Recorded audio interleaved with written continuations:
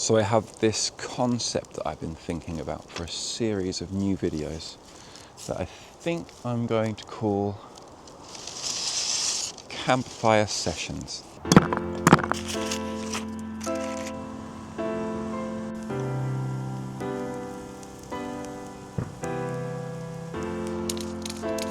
So the idea is that you guys can come and hang out whilst I'm sat by the fire working on a current crafty project. And within these videos, I'd like them to be a bit like my basketry. As beautiful as they are functional. So there'll be some nice, pretty shots that you guys can chill out and watch at the same time as receiving some kind of casual, unofficial tutorial. So at this time of year I have generally a few hundred of these to do in a very short space of time, because the willow is just started to drop its leaves. It's only just ready to begin harvesting, really.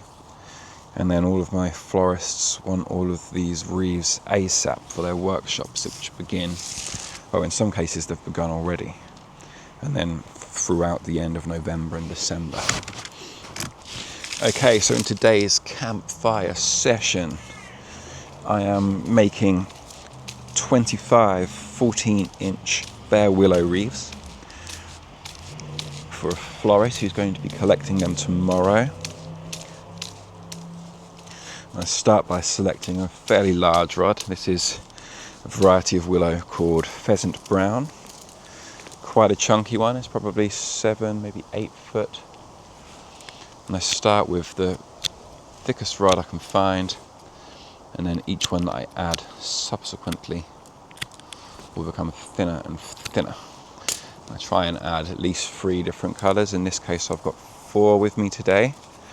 So I begin by breaking the fibres in the big chunky butt end and then pulling it over my knee to make sure that those fibres are broken consistently, which is going to make it much easier to form a perfect circle, which is always my goal when creating these wreaths. Aiming for 14 inches. I start by pulling a hoop, offering up to tape measure. Look at that, 14 inches, wonderful. And passing my hand through the center of the hoop to then pull the tip through, always maintaining a grip with my left hand to ensure that the work that I've done already doesn't become loose and unravel. I tend to do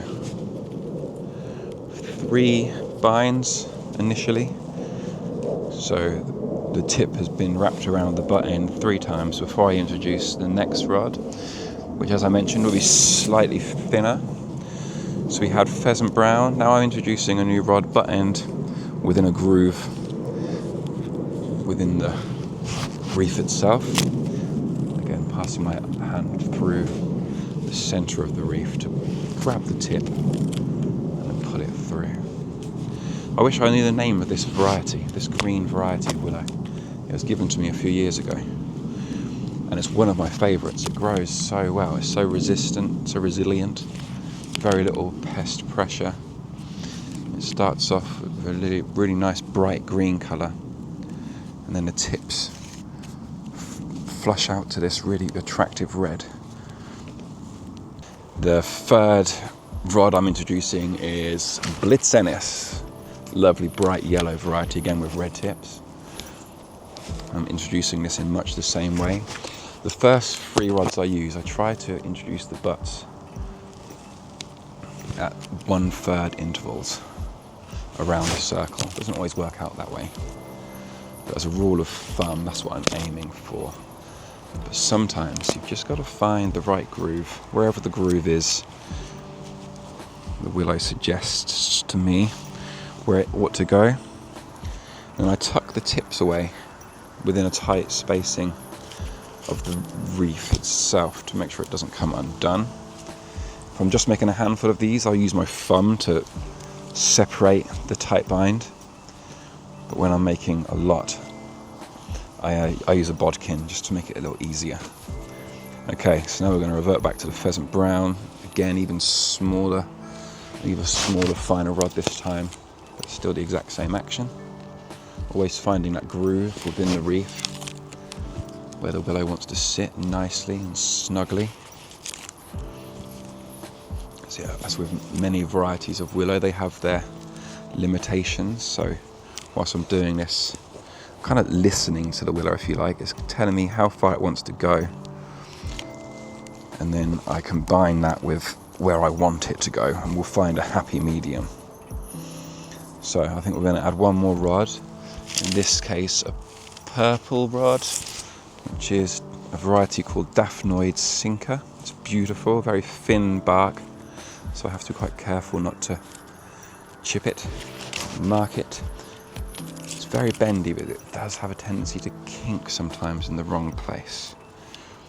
So I'm going to be mindful with where I place this one. It's the last one, so I don't want it to ping out.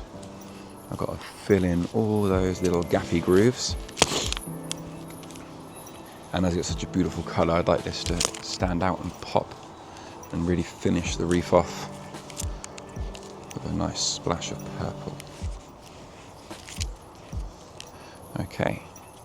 And as I said, this is the last one, so we really don't want this to ping out. So I'm going to make sure this is tucked away very nicely. There we go. Okay. Give that a quick once over. Looks pretty damn good. Nice and circular. And now all I need to do is snip off the protruding butt ends in a nice, neat, tidy fashion. Any little tips that are sticking out as well. There you go, one complete 14-inch bare willow wreath.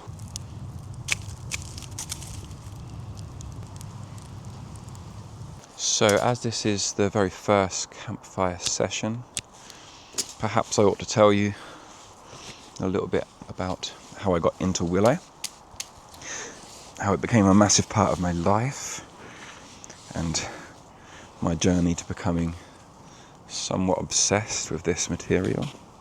So I think it must have been perhaps 3 or 4 years into my veg growing journey, a similar time to when I discovered permaculture,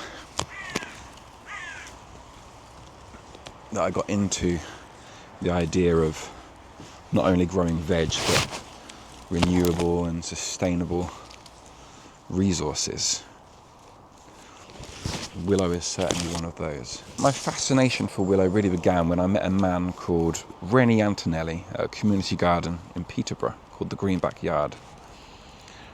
Rennie was, or is, the founder of the site, but at the time he was a site manager. And his passion for willow really rubbed off on me. He grew willow throughout the site quite extensively. It was all over the place. There was maintained Coppice stalls, and there were willow archways. Pretty much any space he could squeeze some willow in, he would grow some. And he was the kind of guy that would just go and harvest a few stems, sit down, and whilst he was talking to you, much like how I am now, he'd just like bust out a dragonfly or something, or a star if there were kids around. And he's just, yeah, really nice, loving, giving guy. And he taught me a few of the basic stuff, I guess. But more so, I owe to him just the general initiation of willow fascination.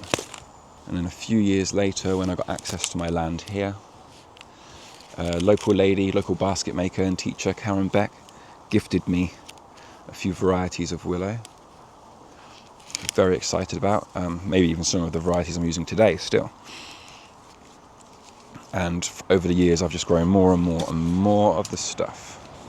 Can never get enough. So I think I probably started off with around 50 cuttings, which similarly to Rennie, I dotted around the place wherever I could find space.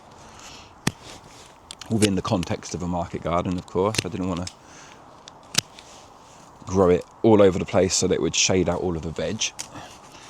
But yes, in selective areas of the garden, I planted as much willow as I possibly could. And then from those cuttings over the years, I've propagated more and more and more, to the point now where I must have in excess of 11,000 cuttings. I grow enough to be able to supply others with cuttings too. So some of those original cuttings that I received from Karen and from Rennie are now spreading their way around all over the country and enabling others to fulfill their passion of making stuff from this wonderful, amazing plant. There's also Karen who taught me how to make my very first basket. This one here. I made this with Karen on a 2-day workshop. We were at, what was it, Halton Hall, I think? Holcombe Hall on the Norfolk coast. So 2 days of her learning some of the basics on this 2-day workshop. And then since that workshop with Karen, it's just been a bit mental. I've not really stopped. So after that 2-day workshop with Karen, I think it must have been within a week or so, I immediately signed up for another workshop because I just wanted to continue my learning. And the second workshop was with a man called Jonathan, who ran, because he now lives in Italy, Norfolk hedge baskets. And that was at a workshop at a wonderful site local to me called Fenzen. We sat by the fire all day inside their round house. So after those 2 workshops with Jonathan and Karen, I invested in several books on basketry and watched pretty much every video there was available on YouTube at the time to further my learning. And it was the spring the following year that I actually started to teach what I had learned. Really quite soon after learning myself, but I had practiced so much and I had such a passion for the craft.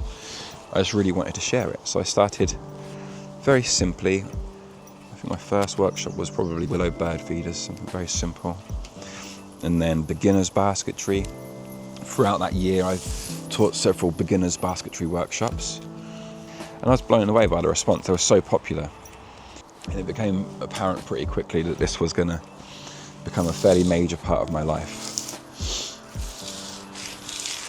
Not only growing willow, but harvesting, grading, storing, the processing, the making of willow products, as well as teaching. So during that spring and summer of 2022,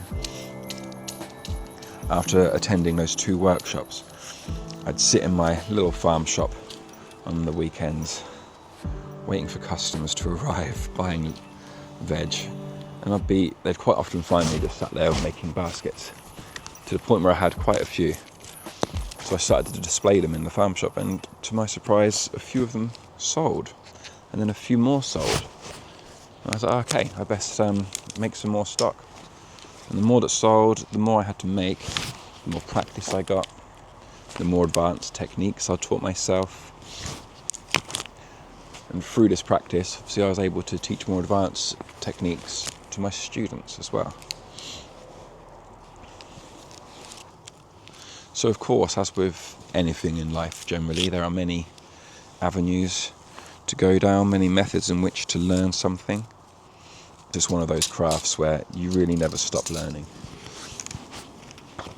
So even though I feel as if I'm a reasonably competent basket maker, willow weaver, I am absolutely certain that there'll never be a point in my life where I feel as if I know absolutely everything. There's always going to be something new to learn, a new technique, a new method, and that really excites me. I'm really looking forward to expanding my knowledge, continuing this journey.